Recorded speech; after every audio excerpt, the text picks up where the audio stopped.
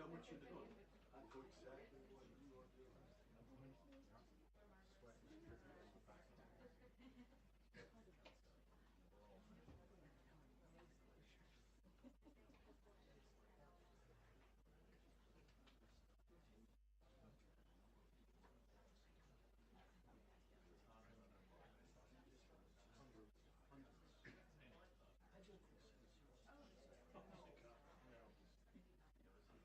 You have to live by like, believe it or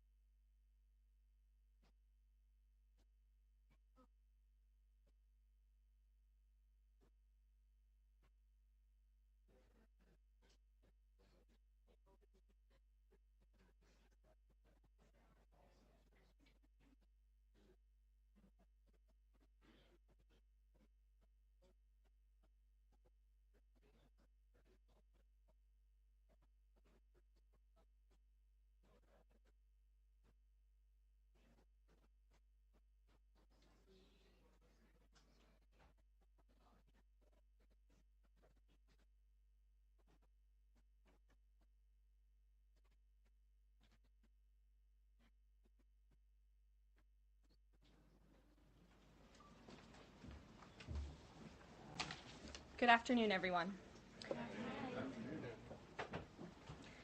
President Trump's powerful efforts to secure our homeland are working. According to newly released numbers, last month, Border Patrol saw a 93% decrease of illegal aliens crossing the southwest border between ports of entry from May 2024 under Joe Biden, when they encountered more than 117,000 illegal aliens. And this particular statistic is absolutely astounding. In the month of May, under the Trump administration, 0 illegal aliens were released into our country by Border Patrol. Let me say that again. Not a single illegal alien was released into the interior of the United States of America last month under this administration. Let's contrast that to Joe Biden's failed leadership, where immigration officers were wasting their finite time and resources processing dangerous illegal aliens for release into the United States.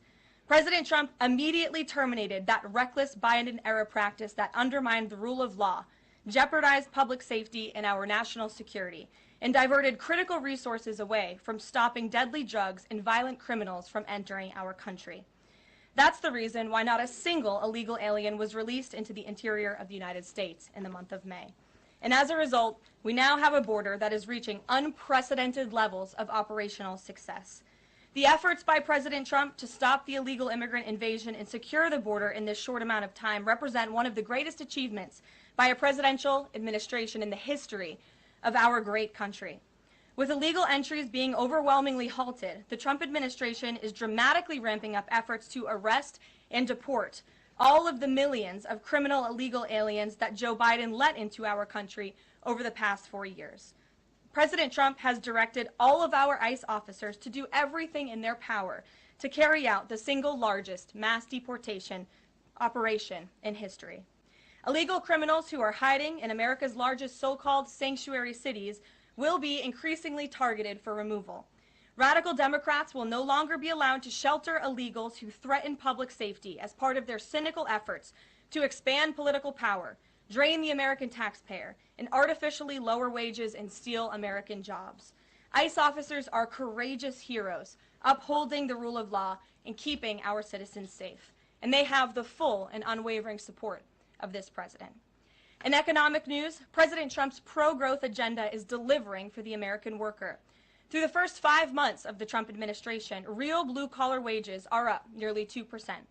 It's the strongest growth in nearly 60 years and a stark contrast from the negative wage growth seen during the first 5 months of the Biden administration. America is quickly returning to the successful formula of the first Trump administration: low inflation and rising wages. Once the big, beautiful bill is passed, this positive trend will only accelerate. Senate Republicans are continuing to push this critical legislation forward. The One Big Beautiful Bill will drive growth and supercharge the American economy. The Council of Economic Advisors found that the One Big Beautiful Bill will raise take-home pay by nearly $14,000 for a year for the average family of 4. The CEA also found that the One Big Beautiful Bill will increase wages as much as $11,000 for the average worker in America. The One Big Beautiful Bill expands the child tax credit and makes it permanent for more than 40 million families with children.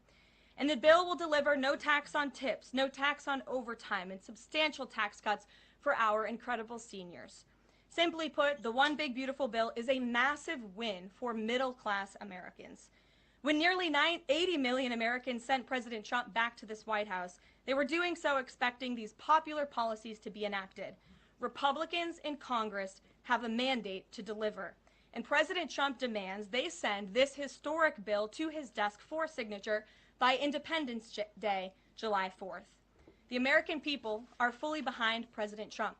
According to brand new polling from Insider Advantage, a clear 54% majority of Americans approve of the job President Trump is doing.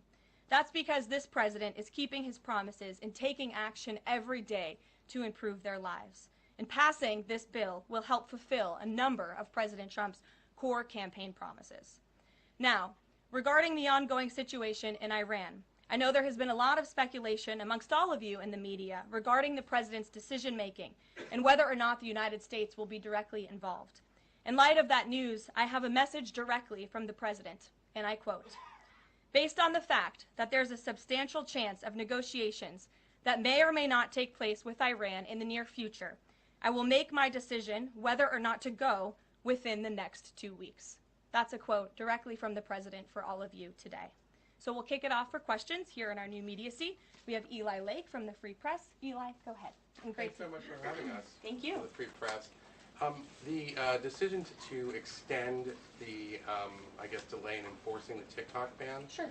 Can you talk about how the White House understands its constitutional authority in light of the Supreme Court's decision in January that said that the president had to enforce the ban? Sure. Well, as all of you know, because the president put it out on his Truth Social today, he did sign an executive order to extend the TikTok ban for 90 days. So in the effort to make a deal. And the White House counsel and the Department of Justice have reviewed this executive order, and I can get it for you. I think it's on our website by now. If it's not, my team will now put it up immediately. And you can read the language in that executive order. And the White House counsel's office and the Department of Justice strongly believe in the legal rationale for this executive order. They wouldn't have the president's pen hit it if they didn't. And the political reasoning for this, of course, is because the president made a promise to keep TikTok on.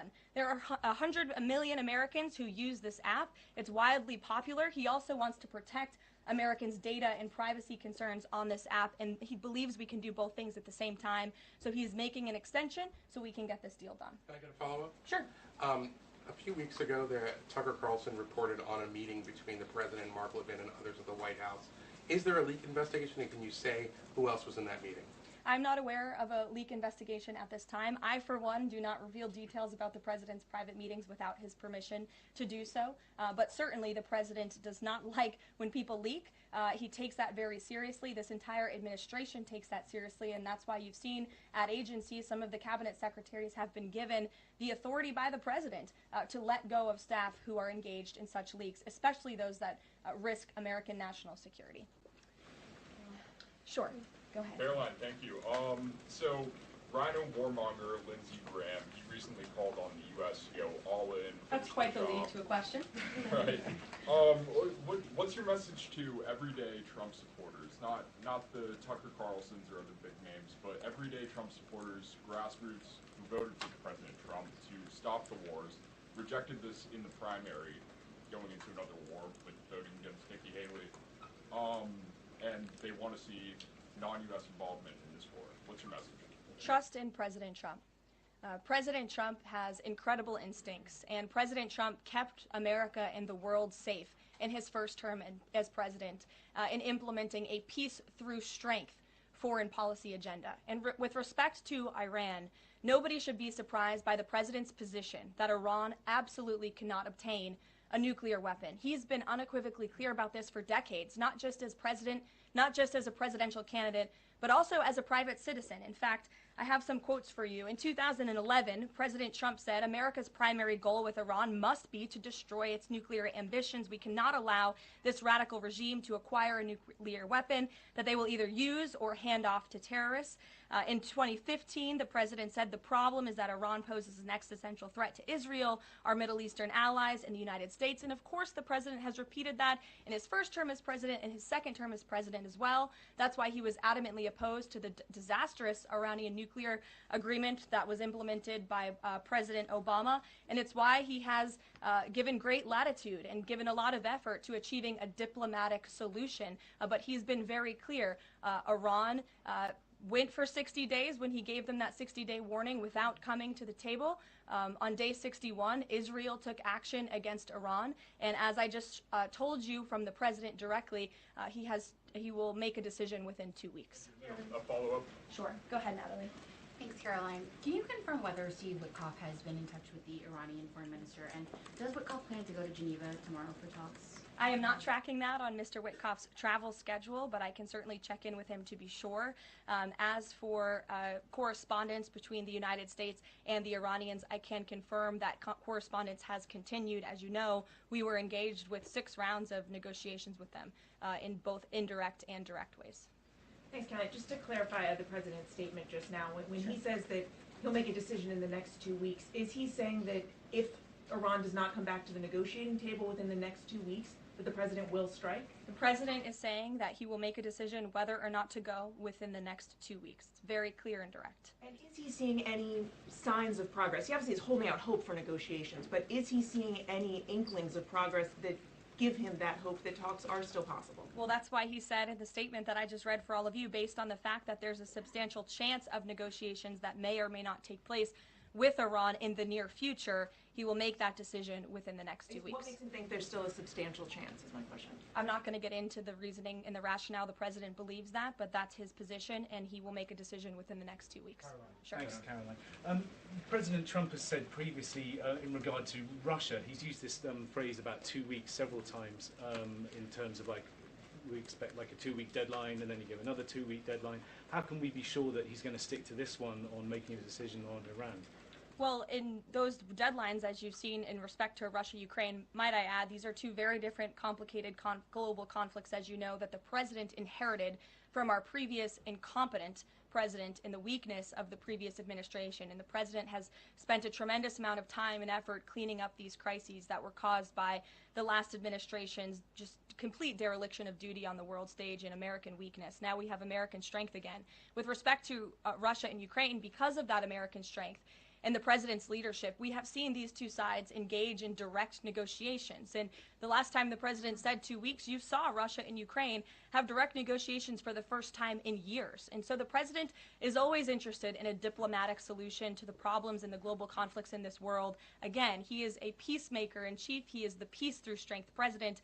And so if there's a chance for diplomacy, the president's always going to grab it. But he's not afraid to use strength as well, I will add. Francesca. Thanks, Caroline. What exactly would a deal with Iran need to entail?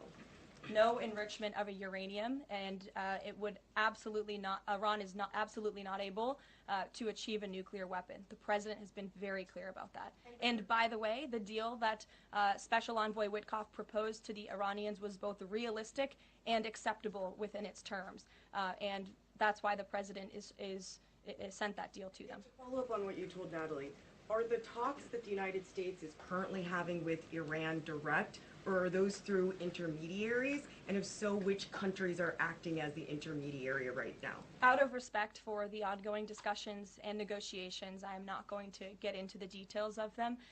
We've provided you confirmation for now. Go ahead. Sure, and then behind you too. Go ahead. Thanks. Sorry, on the topic of negotiations and talks, does the president have any hopes or specific expectations for the talks tomorrow between European foreign secretaries and their Iranian counterpart? Well, certainly the entire world is on the president's side when it comes to the fact that Iran cannot obtain a nuclear weapon. This is something that pretty much all of humanity, except for the Iranian terrorist regime themselves, agree upon. And so the president expects that Europe will deliver that message directly to the Iranians. Why does President Trump believe that this 90-day extension on TikTok will provide more runway perhaps than the previous extensions that haven't led to a divestment deal? Because it's more time to make a good deal. Simple question. Dasha? Thank you so much. I know things are going day by day right now. The president wants maximum optionality. Is the possibility of the U.S. getting involved in regime change in Iran at all on the table at this point? And then I have one on Sure. The president's top priority right now is ensuring that Iran cannot obtain a nuclear weapon and providing peace and stability in the Middle East. On Medicaid, Caroline, Sure. The Senate put forward Medicaid provisions, particularly a lower cap on state provider taxes that hospitals have said would lead to mass closures, particularly in rural communities. Is the president willing to sign a bill that includes those provisions that Republican senators like Josh Hawley say will lead to hospital closures? Out of respect for the ongoing discussions that the White House is very much actively involved in with our friends in the United States Senate, I won't comment on that specific provision. Look, the bill hasn't been sent to the president's desk yet. There's more room for change. The president, for one, I will reiterate, has been very clear on his priorities with respect to Medicaid. He wants to see waste, fraud, and abuse ridden from the system to protect it for tax-paying citizens who deserve those much-needed benefits. He wants to prioritize the sick, the needy, the poor in this country who deserve those benefits, not the 1.4 million illegal aliens who are receiving them. And he wants to make sure this one big beautiful bill kicks those illegal aliens off of this program to preserve it and protect it and strengthen it for the American people. And the president has been very clear in that message to his friends in the Senate. Jackie. Thank you, Caroline. Sure. Logistically, if the Iranians are getting to Geneva, does that mean they've found a way to get to the White House? I am not going to get into hypotheticals, but as you heard from the president yesterday, they have expressed interest in doing so. There's a lot Philip. of pressure on the president to come to the aid of Israel. There's a lot of pressure on him to finish the job with force. How is he balancing the concern that if he doesn't choose to do that, that it would send a message to Xi Jinping about the U.S. commitment to Taiwan? Well, the president enjoys a very respectful and cordial relationship with China's president. He has long maintained that, even in his first term. And China and the United States share many strategic interests, both in terms of economics and also, of course, global affairs and foreign policy as well. However, when it comes to balancing these different viewpoints, the president is balancing a lot of viewpoints, and he is listening not just to other world leaders, but to his advisors and to people here in the country and the American people too. And I think that's what makes this president such a great leader, is his ability to listen and make a good decision on behalf of the American public based on his instincts and his experience. Don't forget, this is a president who was here before, and the world was a much more peaceful and stable place when he left office than when he came back in after the past 4 years of complete incompetence by the previous president. Philip, go ahead. Thank you, Caroline. Two quick questions. When the president says Iran is very close to a nuclear weapon, is he relying on U.S. intelligence or intelligence sharing from an ally to make that assessment? It is a fact, and the United States government maintains this fact, that Iran has never been closer to obtaining a nuclear weapon. And then if the U.S. were to take some type of military action, would the president go to Congress to seek war authority? I'm not going to engage in hypotheticals. I gave you the statement from the president. He'll make a decision within 2 weeks. Thank you, Caroline. Sure. Go ahead. Thanks, Caroline. Harry and then Elizabeth.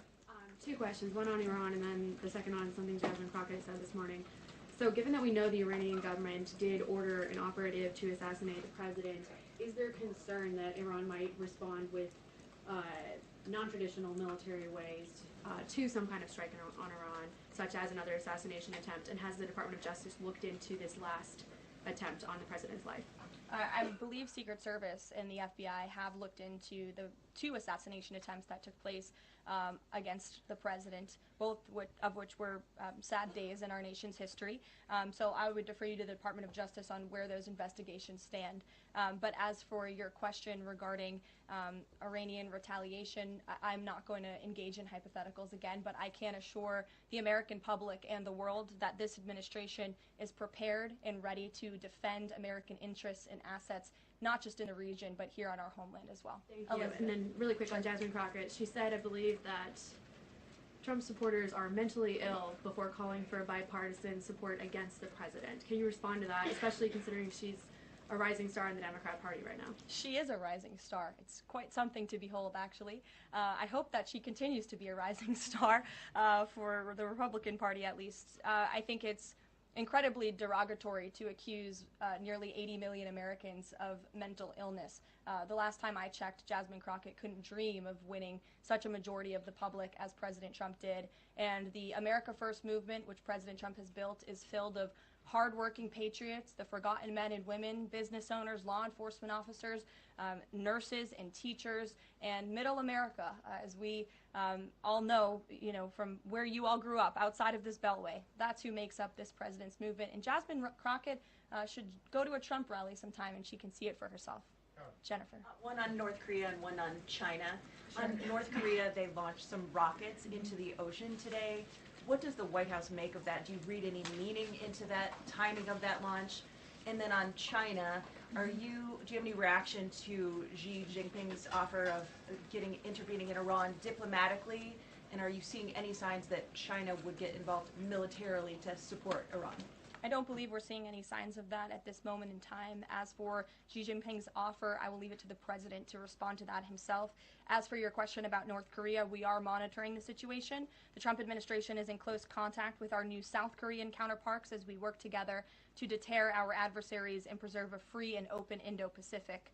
And no matter where, our adversaries and our allies alike know that President Trump will not tolerate threats against our interests on his watch, even as he works to resolve the wars that he inherited. Alex, go ahead, and then I'll come to you. Thank you. Is the president concerned about the economy if farms and hotels, et cetera, struggle to find workers? The president's always concerned about the economy. That's on his mind every day. He wakes up, he checks the markets, he checks wage growth. As I pointed out, it's a record high today for middle class and American workers. So the president's always wanting to ensure that we have a strong and robust economy for the American people and worker, and we do. As for the specific concerns regarding jobs, look, the president has made it very clear we need to remove public safety threats from the interior of our country, and that remains the focus and the priority of this administration when it comes to deportations, no matter where somebody works. If they're an illegal alien rapist or murderer that was allowed into this country in the past 4 years by this administration, the American people want those types of criminals to be deported from our country, and that's what the president is backing ICE to do. There was an apparent skirmish between the Chinese and the Philippines in the South China Sea. Just curious if you had any reaction to that, and if the steps you're taking towards the Middle East right now are reducing your capacity to deal with that situation. I believe that happened as I was preparing and coming out here, so we'll get you a response to that. Certainly we have one, and our teams are always monitoring situations all around the globe. Okay, and then one more just on Iran. Just over the past 24 hours, we've seen some Israeli strikes on Natanz, Isfahan, and Kondab nuclear facilities. Is there any assessment just of how effective or what the result of those strikes will be? What I can share is that the IDF and Israel, I think, have exceeded a lot of people's expectations in their ability to really hinder Iran's nuclear facilities, but also they've taken out key people in the Iranian regime's leadership as well. So this is something, of course, we are monitoring and watching every day, and the president was just in an intelligence briefing. He continues to be briefed by his National Security Council, and he will throughout the duration of this war and conflict. And he also remains in constant communication with our Israeli counterparts, most notably Prime Minister Benjamin Netanyahu. Kristen. Thank you, Caroline. We have heard from a number of U.S. officials who say that Iran doesn't want to make a deal, that they are just stringing the United States along. What is to say that they are not going to continue to do so if we continue to give them extensions, now 2 weeks before 60 days? Look, Iran is in a very weak and vulnerable position because of the strikes and the attacks from Israel. And with respect to the president's statement, I shared that with all of you. And he has been very direct and clear.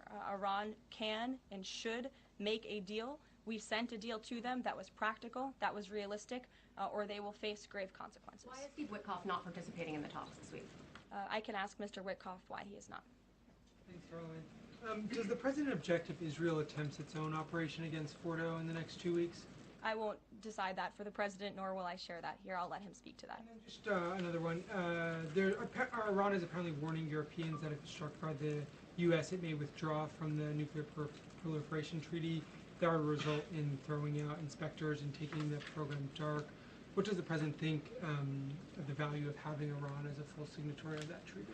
Well, that's reckless rhetoric, but I understand the Europeans are meeting with the Iranians tomorrow, so we'll see how that meeting goes. Just one more on Juneteenth. Does the president plan to commemorate the holiday today or make any comment on it? I'm not tracking his signature on a proclamation today. I know this is a federal holiday. I want to thank all of you for showing up to work. We are certainly here. We're working 24/7 right now. Nikki, go ahead. Actually, that was my question. Will he plan to mark Juneteenth in any way, either today or with an event later on, maybe next week? Sure. I just answered that question for you. Go ahead. Thank you very much, Caroline.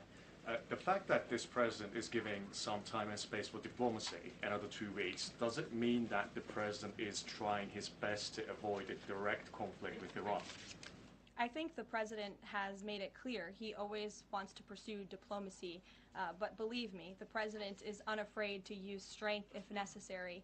And Iran and the entire world should know that the United States military is the strongest and most lethal fighting force in the world, and we have capabilities that no other country on this planet possesses. Owen. Caroline, good afternoon. The Supreme Court, as you know, has upheld Tennessee's ban on transgender medical procedures for minors, puberty blockers, hormone therapy, etc. The White House reaction to that, please. That's a huge victory for America's children, and it's obviously something this administration believes strongly in, that young minor children should not be allowed to be subjected to chemical castration and mutilation. The president himself has taken very strong orders, or has signed very strong executive orders on this, and we are grateful for Tennessee's efforts to protect our children, and we are grateful the Supreme Court ruled on the side of the law, but also on the side of protecting America's innocent children. Elizabeth, go ahead. Sorry, I skipped you earlier. Okay, thank you so much. Secretary of State Marco Rubio announced new vetting procedures on student visas. Will this serve as a model for vetting other foreign visas? For all foreign visas, yes. As you know, the president signed an executive order, I think it was one of the first he signed in the first week, to strengthen our vetting requirements and our vetting system here in the United States for all visas. He directed the Secretary of State to do that. There was a pause in some of that vetting, as you all know, recently, especially with respect to students from some certain countries. But the vetting has continued, and it's stronger than ever before. As for specifics on how the vetting process has changed, I would defer you to the Department of State. As you know, they're in charge of things like that. Thank you. To what extent is this 2-week delay with Iran the result of interventions by the likes of Tucker Carlson, Marjorie Taylor Greene, or the entreaties of European leaders who want a de-escalation? Look, the president hears all voices across the country, and he makes decisions based on his instincts. And he has always said diplomacy is his first option. And is he still planning to attend the NATO summit next week? He is, yes. We will be departing from Washington on Monday morning, and hopefully we'll see some of you there. Kayla. Thanks, Caroline. Oil prices have been spiking over the last week. Is the president watching the oil market, and is that factoring into his decision-making in the Middle East? Again, as I said to, I think, Alex's question previously, the president is always watching, and this administration is doing more than any in history to bring oil prices and gas prices here at home down for the American public. They have been plummeting since President Trump's inauguration because of the executive action and the federal action this administration has taken on the home front. But yes, of course, he's paying attention and monitoring that. But as for whether it's weighing into his decision, there's a number of factors that, of course, are, and as I said, he will make that decision in the next 2 weeks. Can't reiterate that enough. Ouija. Caroline, thank you. With regard to a potential deal, Iran has said it will not negotiate under duress. Does the president believe there should be a ceasefire in these next 2 weeks as the U.S. tries to broker a deal? That's not what he said in the statement he dictated to me, so I won't get ahead of the president or add anything additional to the statement that he gave me the liberty to share with all of you. And then just to follow up on how close Iran is to a nuclear weapon, can you clarify, when the president said a few weeks away, did he mean obtaining enough enriched uranium to start building a weapon, or did he mean Iran is a few weeks away from completing the production of a weapon? I'm glad you asked that, Ouija. It's an important question, and it's one, frankly, the media has been getting wrong. Let's be very clear. Iran has all that it needs to achieve a nuclear weapon. All they need is a decision from the supreme leader to do that, and it would take a couple of weeks to complete the production of that weapon, which would, of course, pose an existential threat not just to Israel, but to the United States and to the entire world.